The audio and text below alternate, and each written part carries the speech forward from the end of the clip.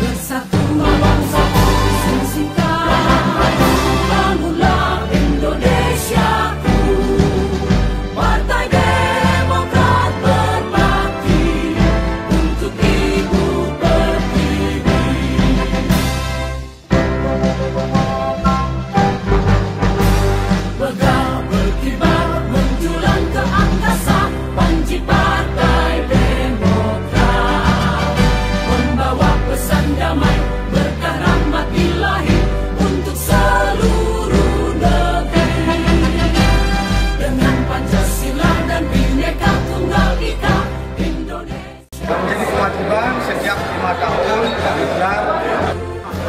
Jadi tidak ada istilahnya perpanjangan masa jabatan, gitu kan.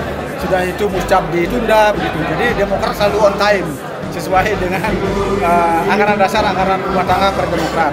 Pada hari ini momentum yang sangat baik, tanggal 18 April kami selenggarakan konsolidasi serentak musyawarah cabang yang keempat 9 kabupaten kota Provinsi Bali. Ya, musyawarah keempatnya kami bikin serentak agar waktunya lebih cepat kami ambil, mengingat daftar antrian ya, generasi milenial, tokoh masyarakat, tokoh adat untuk bergabung kepada Partai Demokrat sangat besar sekali.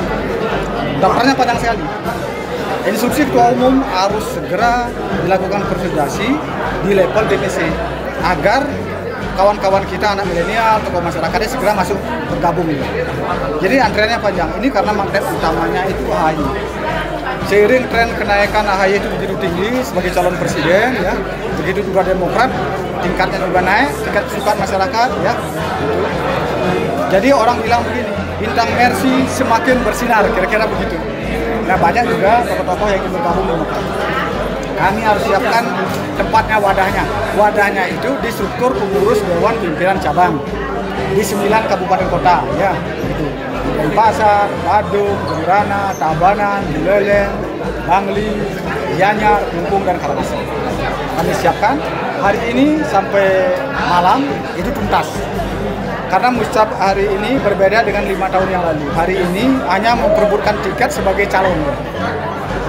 Jadi anggaran dasar rumah tangga kami tidak ditetapkan di sini, tapi calonnya dijaring.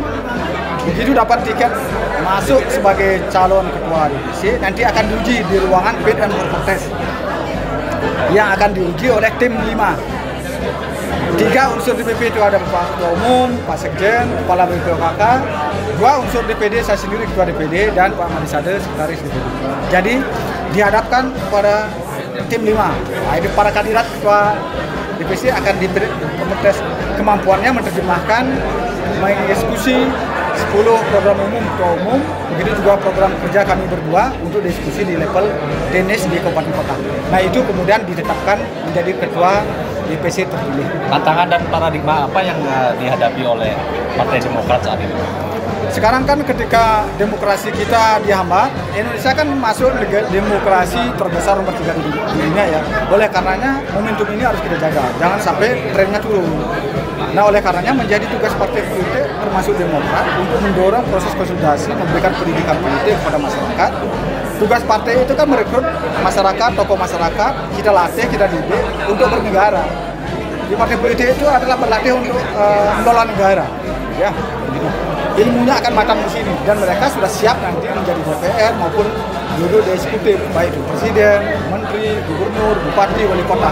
Itu tugas partai politik. Oleh karenanya kami bergerak lebih cepat merespon tantangan, ya, utamanya generasi milenial yang ingin rame-rame berbondong masuk Demokrat. Jangan sampai mereka tidak diikat. Kalau sudah terikat di struktur partai, mereka kan dilatih di situ kan, mereka sambil bersosialisasi, berkampanye dan seterusnya.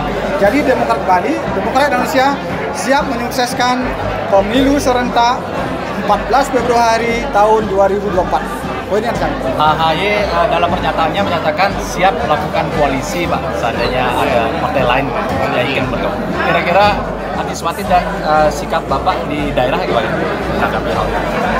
Betul, memang undang-undang tentang calon presiden kan syaratnya 20%. Ya, oleh karenanya Demokrat harus berkoalisi. Kalau Demokrat kan kursinya 99,sekian% ya, jumlah kursi di DPR RI. Untuk memenuhi kursi 20% wajib berkoalisi.